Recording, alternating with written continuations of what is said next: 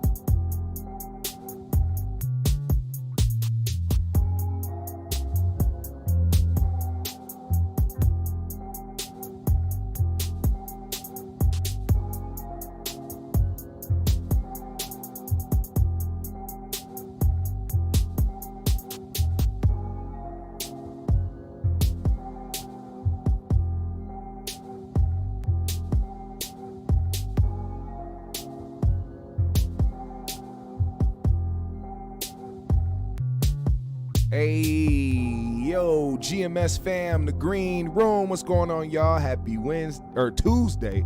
It's Tuesday. I almost fucked up because I usually do it on Monday, Wednesday, and Friday, but I had to do one today. We had to get this one out the air immediately. So, I'm a little confused on the days, but it's all good. We still here. We still a little high, and we still celebrating the holidays the right way. The new year is around the corner. 2023 is creeping in, so make sure that you are on your P's and Q's and making sure that you are not going into the new year with any bullshit attached to you at all. GMS fam, the green room, tap in to the live chat. Let me know you are here. What's up, CDT Beats, Ty Ward, Justin Furlow, Arius, Baby GC, Mo, Glittery Bubbles. What's going on? We start off every show with peace, love, positive energy, good vibes, passing it forward, hoping that you pass it along as well. We have some topics to talk about today, and the main topic of discussion is going to be my matted down hair having brother by the name of Akon. Yes, Mr. Locked Up, Mr. Nobody Want to See Us Together. That nigga, the one that had to make the song about how he had to take the girl. He didn't mean to have the girl up on him on stage when she was underage. You remember that guy? How was I supposed to know she was underage? It's the most dumbest, corniest line I've ever heard in my life. And this nigga decides that he wants to cut out a circle in his floor mat, super glue it to the top of his head, and start talking like a motherfucking crazy man. Akon has decided that, you know what? I'm going to try to light up Africa, and I'm also going to make sure that the people in America know that I stand with my people first. Now, even though this is expected with certain individuals, there's always been this underlying beef between Black Americans and Africans, and there's always been that, I wouldn't say rumor, but it's always been the talk behind closed doors that African people don't like Black people here in America. And it always seems to come out in certain times when people are, well off in life and don't necessarily need the culture anymore to bank off of. Akon came out here, and it's funny because one of the things that I seen somebody say, it was like Akon was cosplaying while singing Locked Up and all those other songs and being a part of the hip hop culture.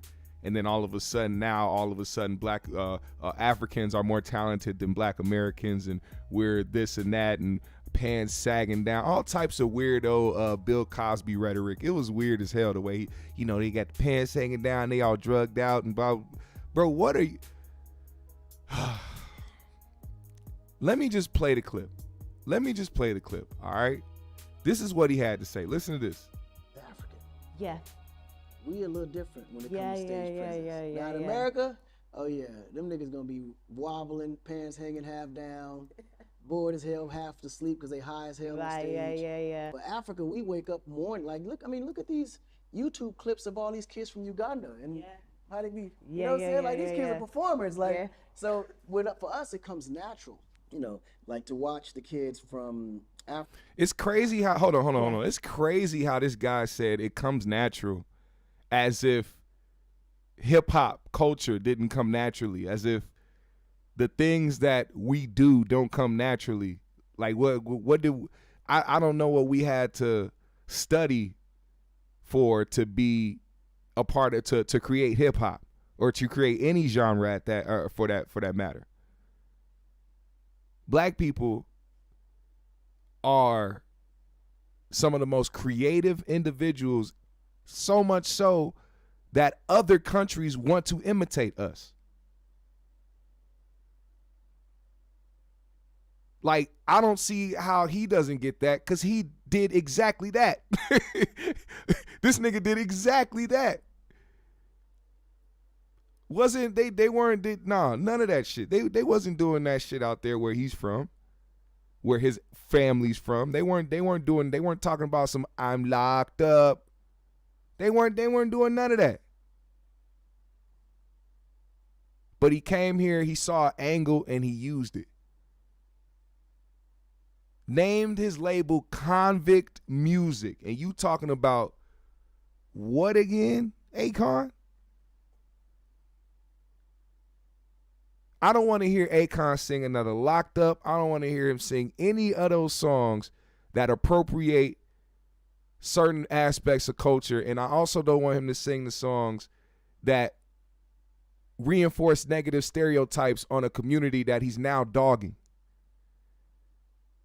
Akon needs to be singing shit like this.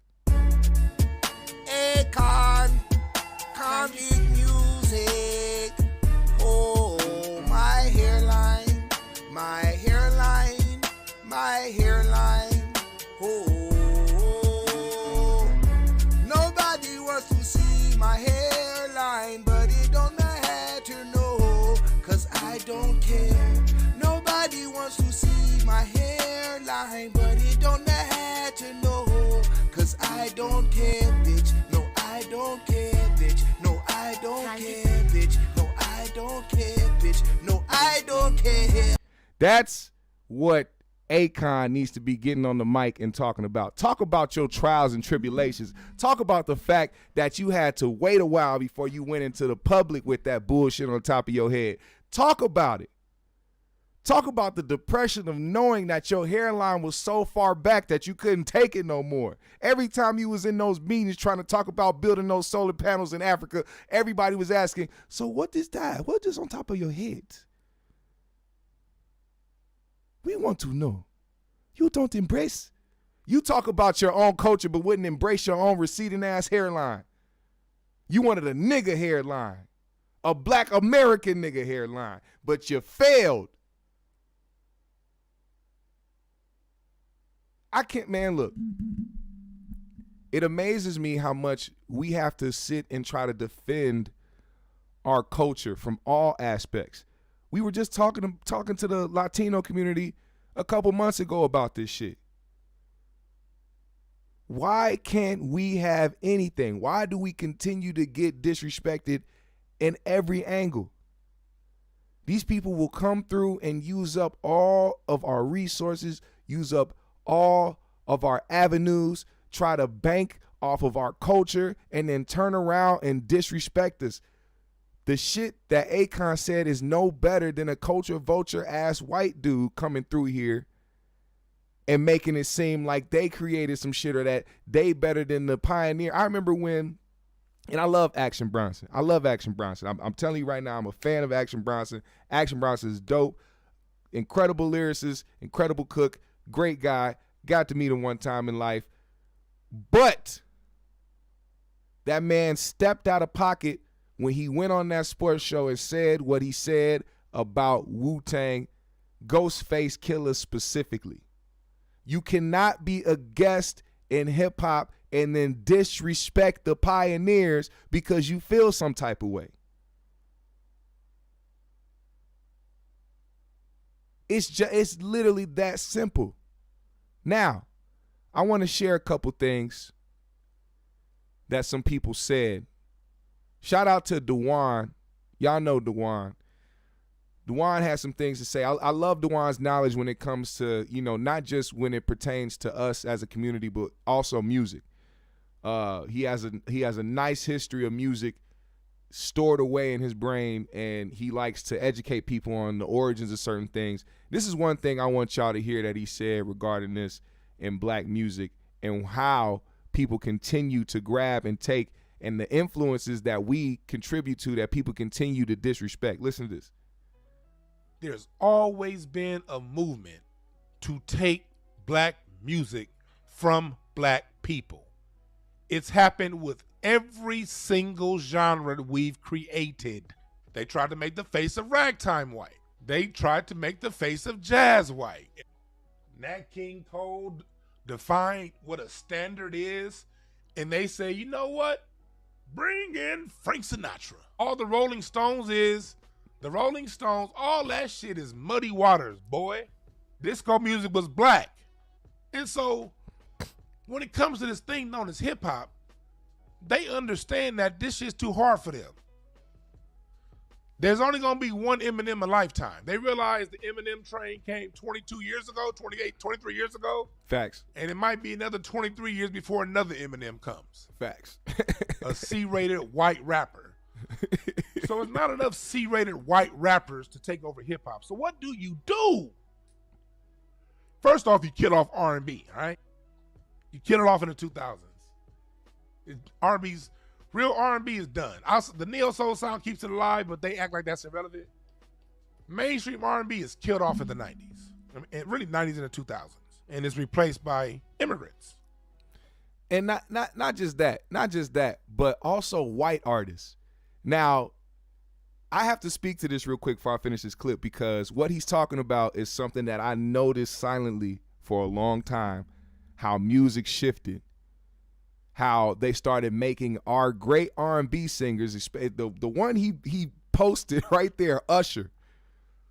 Usher went from making some of the most soulful R&B songs, even club hits, but still making great R&B albums, to all of a sudden you hear this nigga talking about some, oh my God, dun, dun, dun, dun, dun, dun, dun, dun. They start making these niggas do techno and dance and all this other shit repeatedly.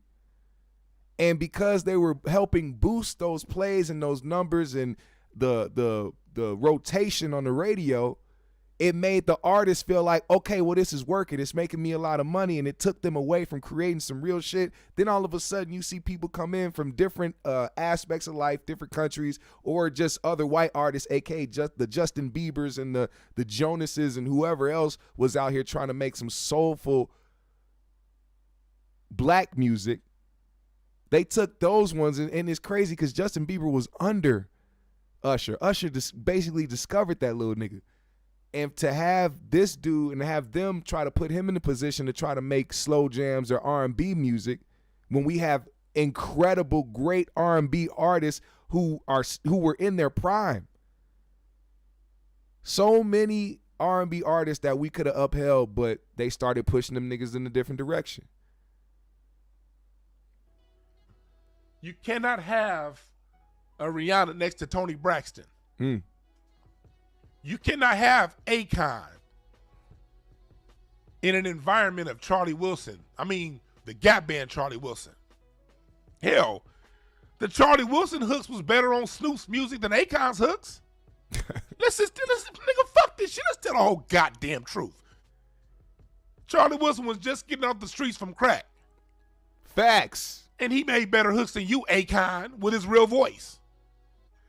But it's intentionally taken so less talented people can have space. So Akon benefited from the devolving of music. Man. Akon can't exist in a world of Nate Dogg, nigga. Hold up.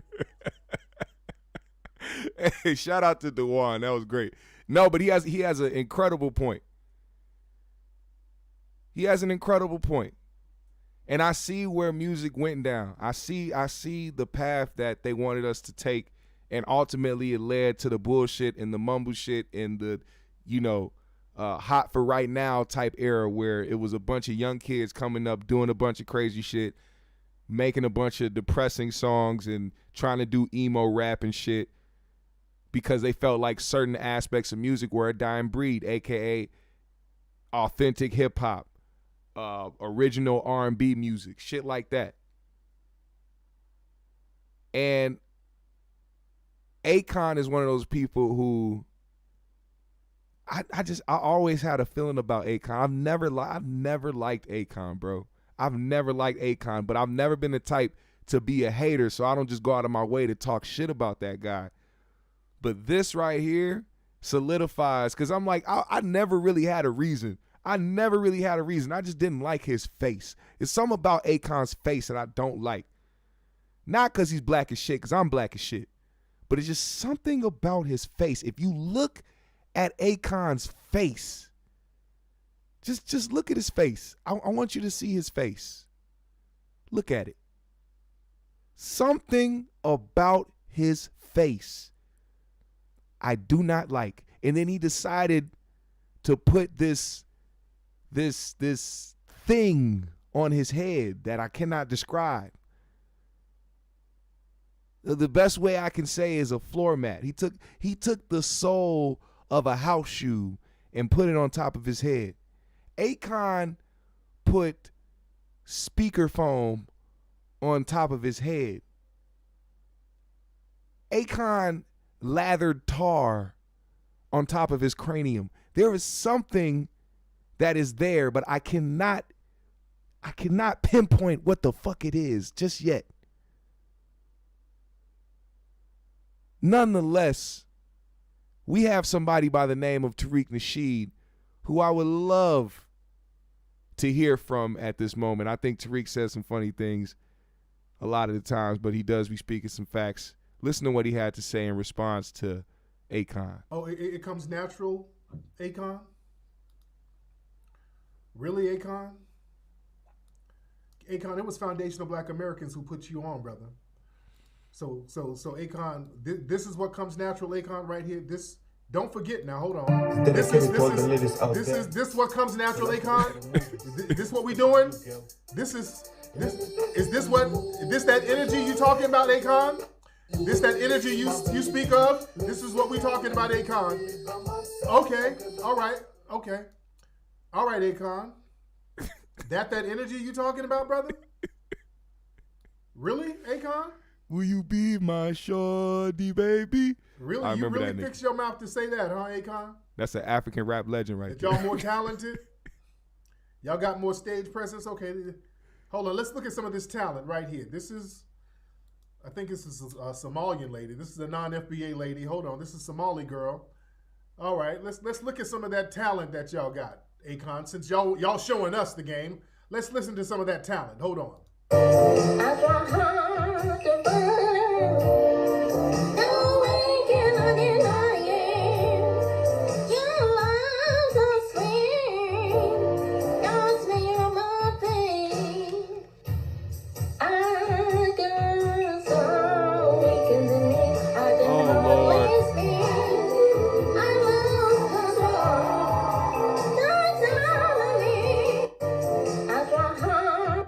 So that's that talent right there.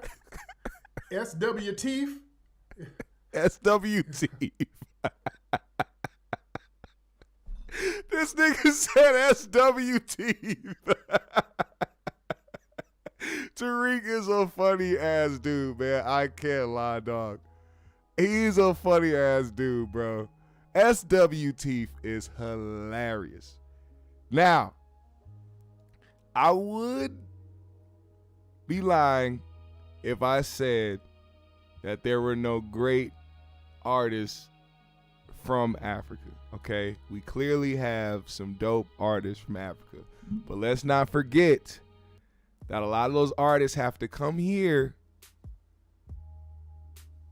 and a lot of those artists have to adapt or develop some type of sound that comes from here and imitate some type of style that comes from here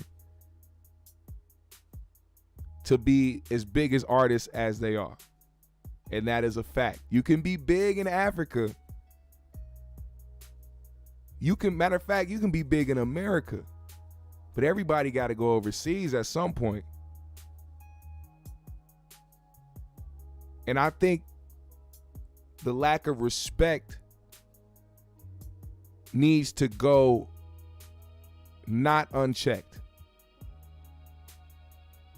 We need to make sure that every time something like this happens, we stay on top of people's heads and continue to spread the facts and the realness of the situation. I think because this shit has been being said so much and there's so many ideas and people having opinions on a lot of shit, now people really starting to forget who really built this shit, who really controls the culture, who really pushes shit forward. The most imitated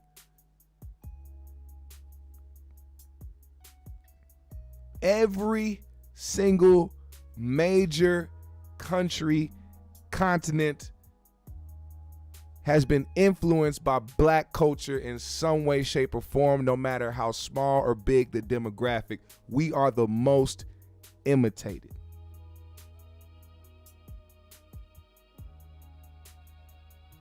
Why you think Akon got this fucking hairline? Not because he's seen niggas in Africa doing it. He seen niggas like Tory Lanez. He seen niggas like DJ Envy. He seen niggas like LeBron James. He said, you know what? I need me a flat top. This nigga went and bought some black goo, rubbed it on his head. The instructions said leave it for 30 minutes, and now poof, here we are, a brand new man.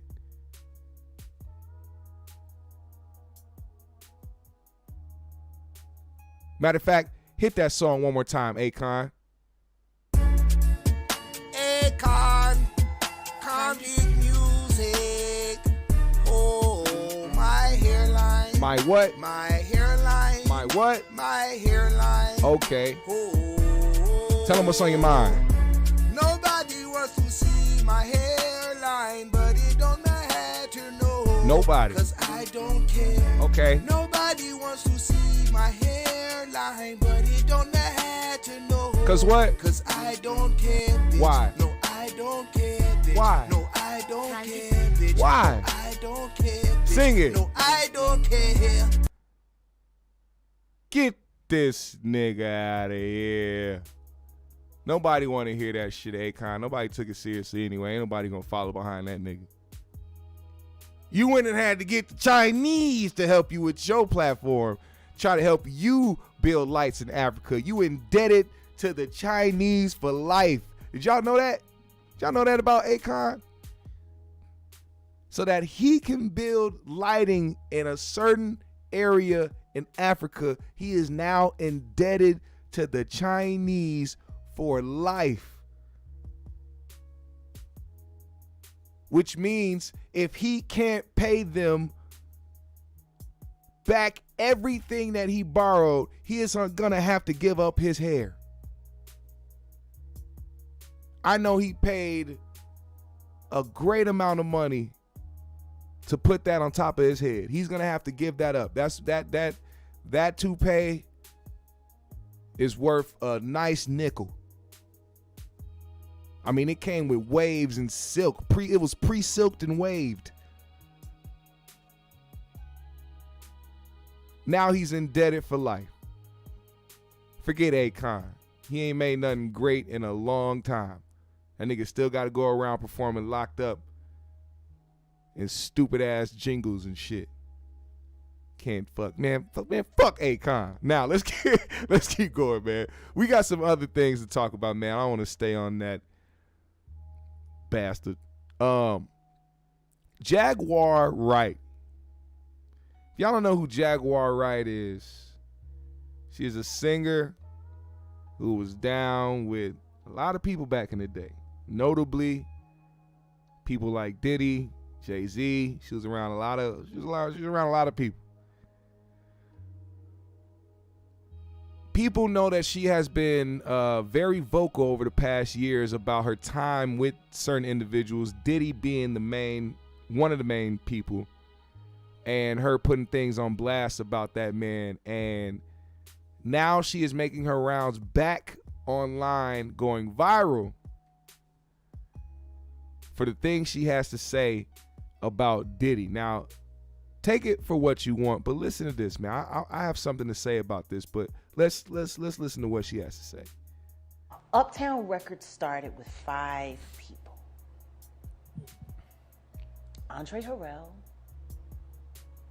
I'll Be Sure, Heavy D, and Puffy. And Kim was the longest working employee because she was there from the very beginning. She was Andre's personal assistant. Kim is dead. Heavy D is dead. Andre Harrell is dead. The only 2 left are Puffy and Al almost died. Isn't that interesting? That is interesting. Heavy D was found dead, face down in the heart attack. Andre Harrell, heart attack. Kim died from pneumonia, but there's the first coroner's report that said that she died.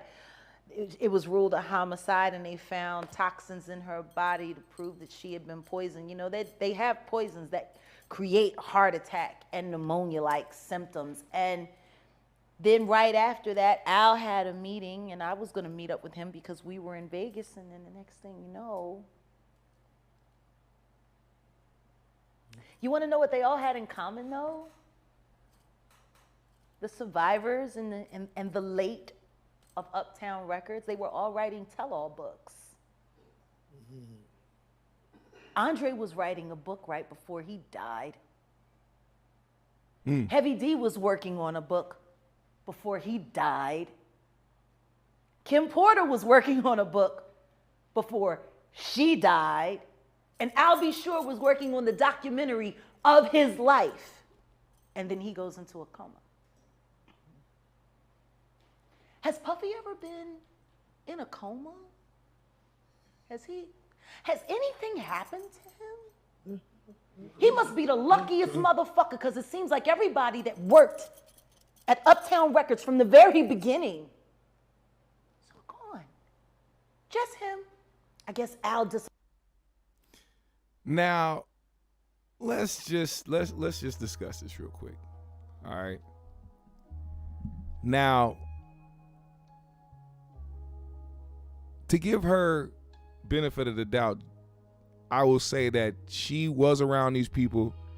She definitely probably knows a lot more than all of us combined about things that possibly went down. I will say this. If all these people, right, because she's basically insinuating that Diddy has something to do with all these people passing away in some way, shape, or form. These are all people who were respected and loved in their genre, from Heavy D to Andre, even Kim Porter, very respected and loved. I saw a lot of that after she passed away, and certain things that she did and the certain people that she influenced and touched while she was alive. If I'm Diddy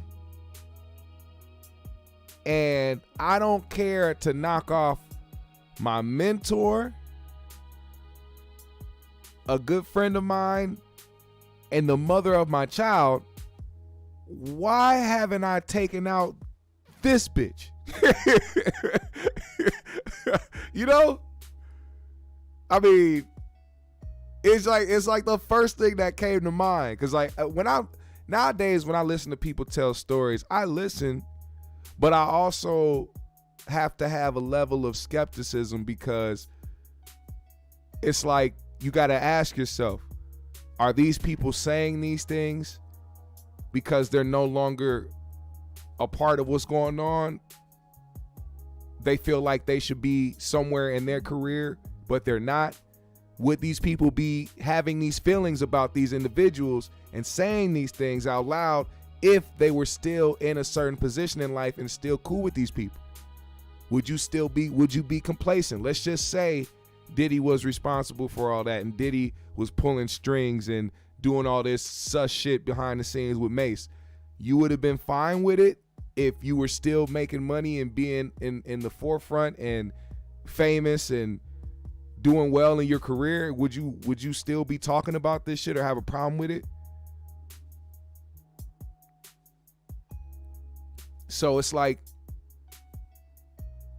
I'm not trying to discredit her. I'm just trying to look at it all at the same time. Cause like, if I'm Diddy and I'm so concerned, and this is what she's saying. Like this is the common sense of it all, the common sense and logic. If I'm Diddy and I'm that terrified of these people putting a tell-all or somebody exposing something about me to the point where I'm finding ways to get these people who definitely have more resources to protect themselves to kill them, but somehow allowing you to continue to walk around and say all these things, exposing me, inevitably exposing me, what would have been the point? See, like, before Kim died, Jaguar was already saying shit about Diddy. Before Andre Harrell died, Jaguar was saying things about Diddy.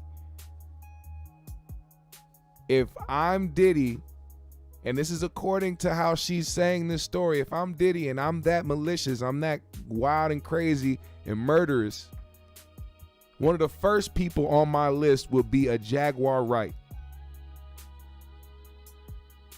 Not people who I actively have good relationships with.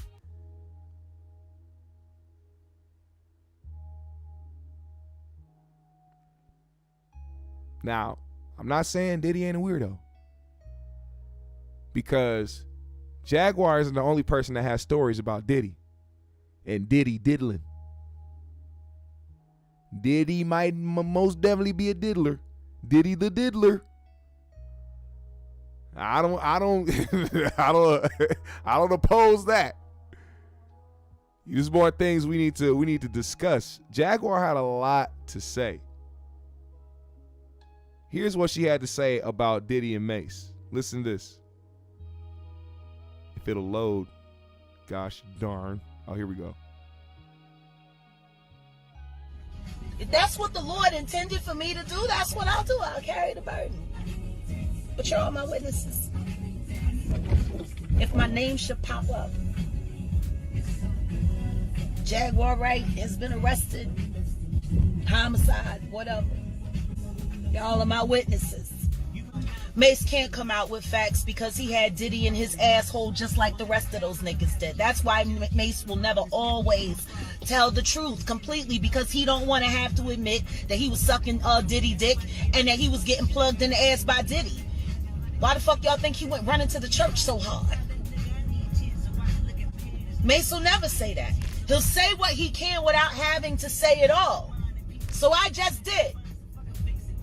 You was one of Diddy's favorites. Not Diddy was diddling. Diddy was diddling. Oh! Oh! Oh!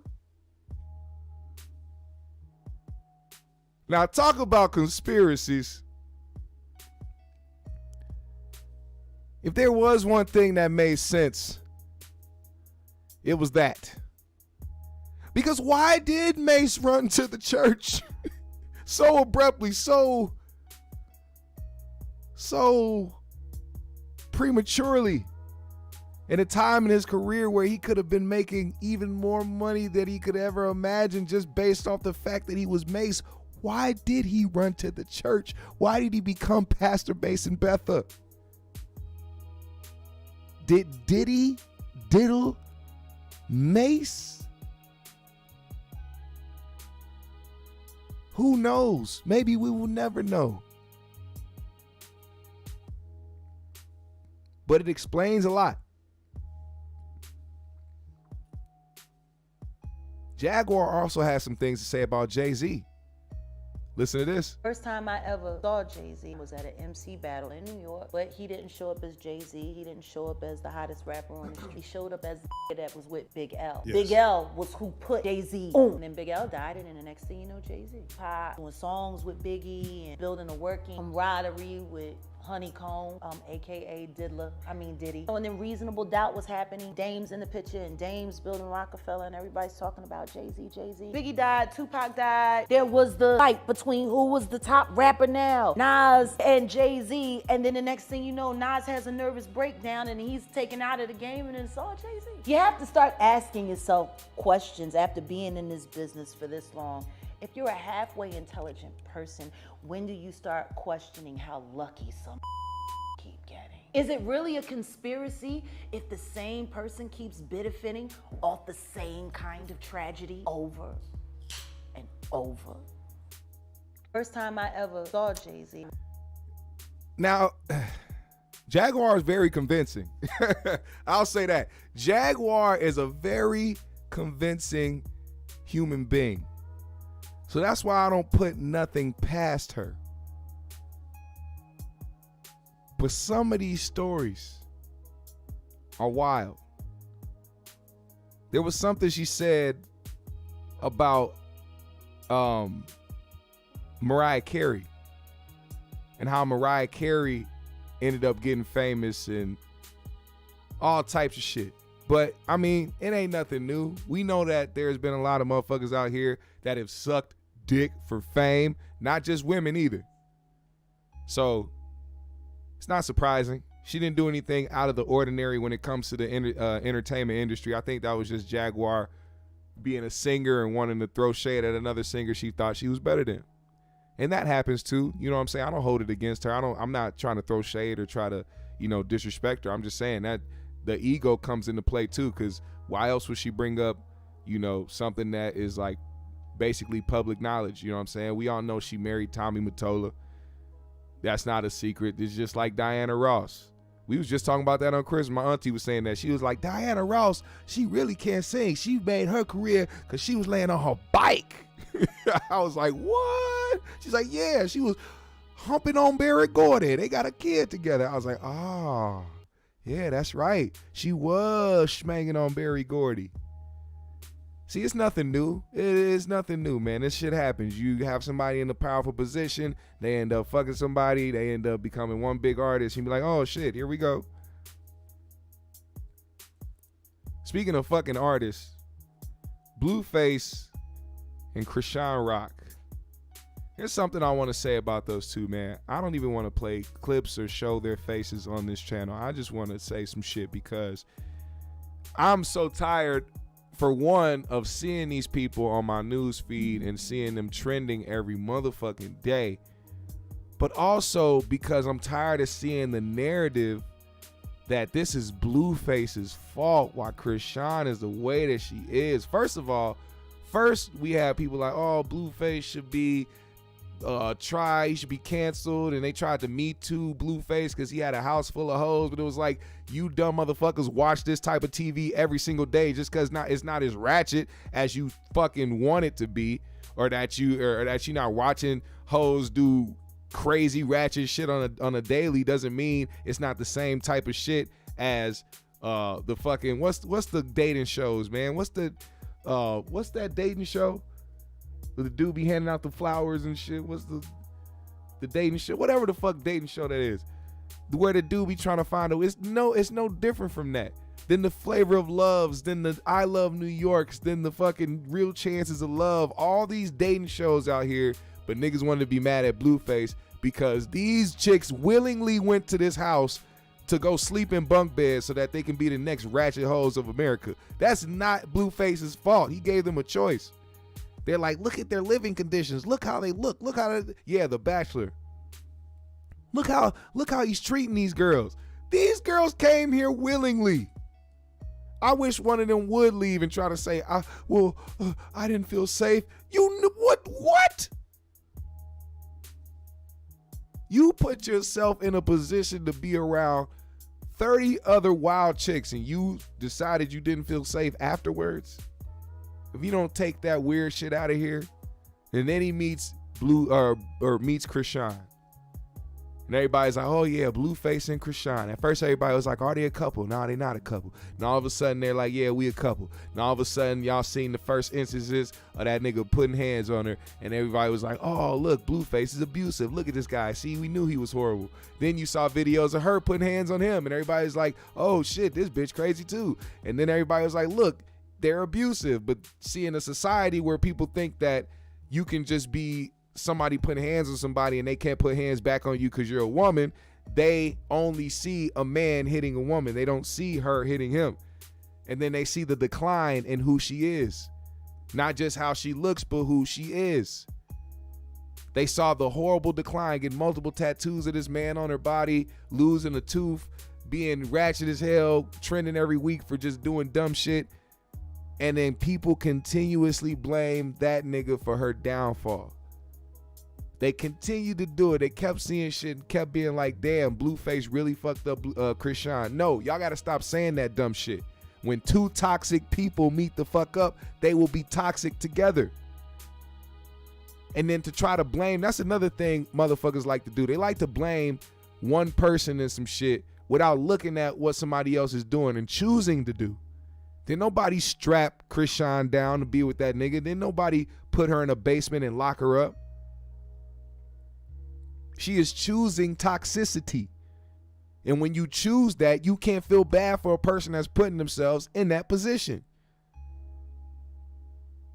Y'all remember the video, the little viral clip that came out? It was like last month. They showed Blueface hitting Chrisean's dad, and they got into it. Everybody's like, oh man, Blueface, wow, this nigga, he hit Chrisean's dad, and he They finally put out the episode, and people got to see everything in context and realized how not wrong that nigga was in the first place.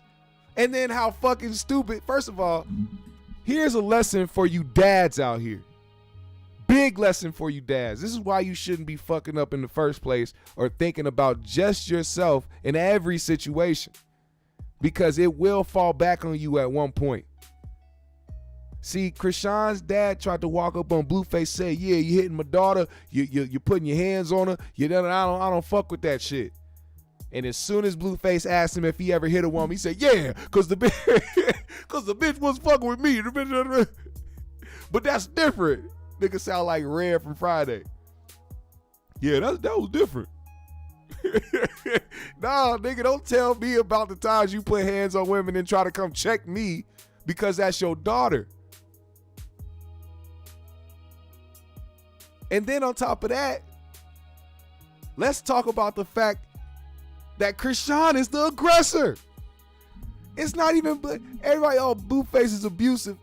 He's trying to defend his life.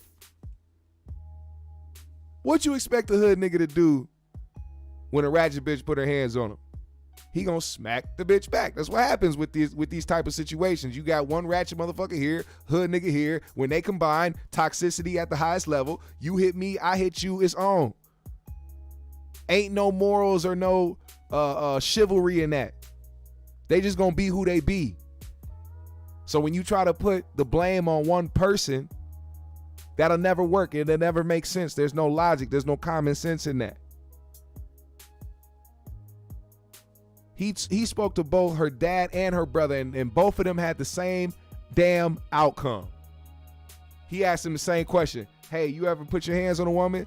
Brother said, yeah, but see, I'm just trying. No, don't come over here talking to me about shit, you hypocritical ass nigga. I don't want to hear shit. And then on top of that, I'm telling you, this is what made me the most frustrated, because you can tell that I mean, perfect example of the fact that it wasn't him that made her toxic. It was her family. If you haven't seen that clip, it's 10 minutes long. You watch the whole clip. Blueface is telling them he's surrounded by her whole family and speaking facts the entire time. He said, he was like, so you telling me not to put my hands on your daughter, but do you teach your daughter to put her hands on niggas? That's what you teach her? They weren't trying to hear it.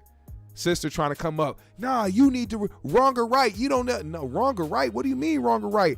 If I'm telling you she putting her hands on me, you should be checking your sister and telling her not to do it so that y'all don't see her get her fucking head knocked the fuck out on fucking live. If you don't want to see videos of us scrapping on TMZ, tell her to keep her fucking hands to herself. Why are y'all talking to me?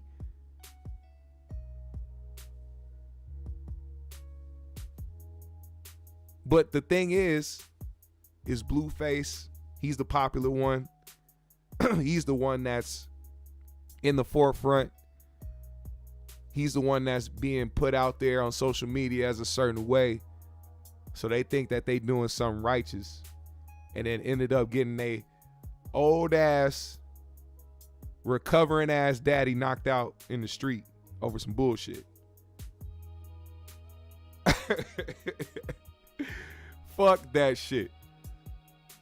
And it actually made me gain a little bit of respect for Blueface. Not that I am a fan of the guy, but it's like now that when he's not in a position to be trying to troll or try to, make light of a situation or try to be the Blueface character, and you saw him in a situation where he was actually just being real and trying to explain himself, he didn't try to deny it. He didn't try to move around it. He was just saying, he was bringing up logical points.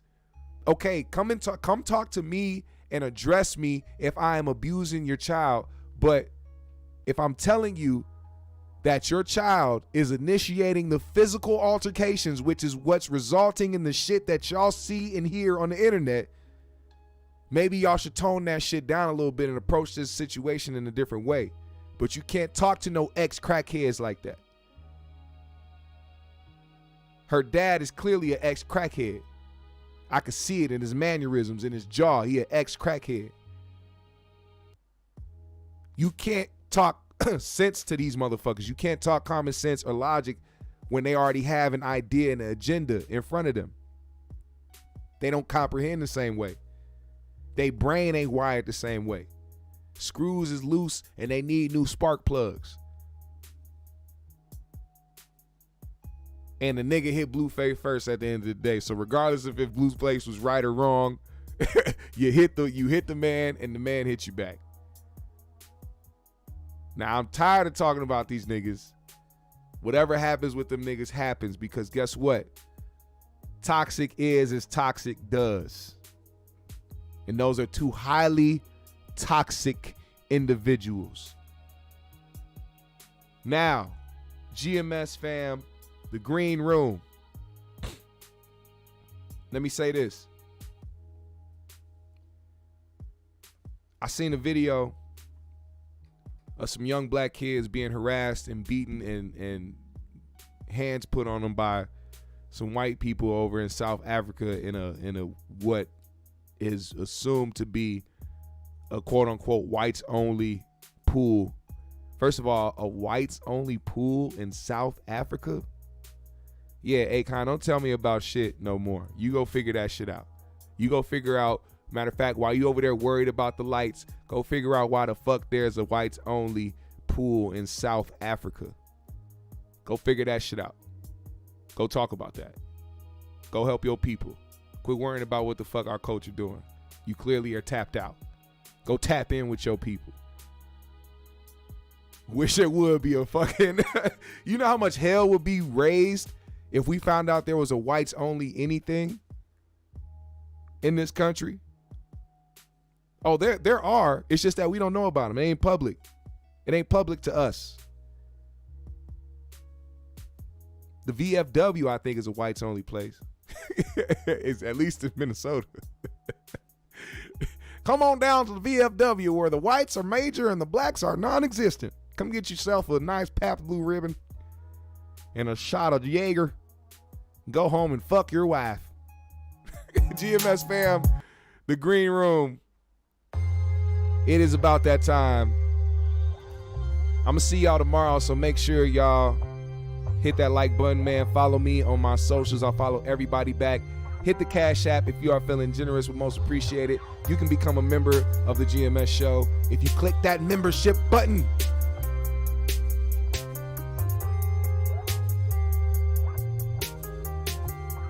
Yeah, click that membership button. Super chats are back. Do your due diligence. Put a GMS in the chat. Leave a comment on this video when the live is over.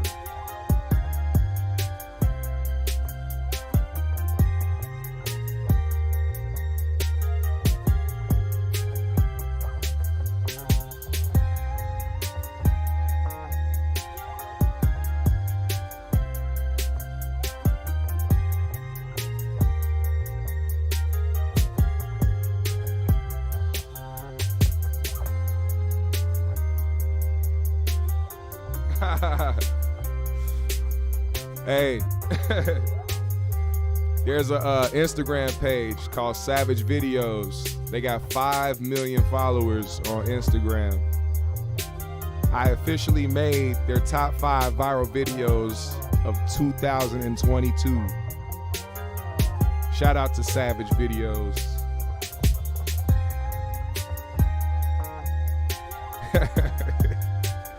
Wow, that's great.